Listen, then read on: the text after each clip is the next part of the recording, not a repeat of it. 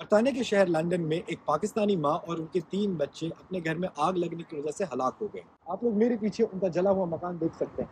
Metropolitan police ने एक 41 साल शख्स को मेंटल हेल्थ एक्ट के तहत हिरासत में लिया है। पुलिस ने बताया कि 43 साल नुसरत उस्मान, उनकी 15 साल बेटी मरियम मिकाइल और 2 बेटे 8 साल मूसा उस्मान और 4 साल रईस उस्मान की मौत उस वक्त हुई जब स्टोन ब्रिज में उनके घर में आग लग गई। एक 13 साल लड़की, जिसका नाम नहीं बताया गया है, हॉस्पिटल में तशवीशनाक हालत में है, जबकि 70 साल एक खातून को डिस्चार्ज कर दिया गया है।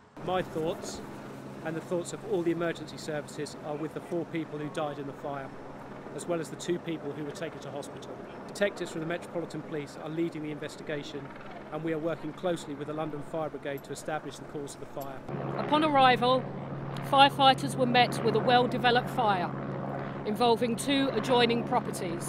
Crews wearing breathing apparatus were able to rescue the woman and one of the children from the 2nd floor, but they were later declared deceased at the scene. A further 2 children were discovered to have died in the fire as crews carried out search of the properties involved. एक पड़ोसी ने हमें बताया कि ये खानदान 20 साल पहले पाकिस्तान से बरतानिया आया था।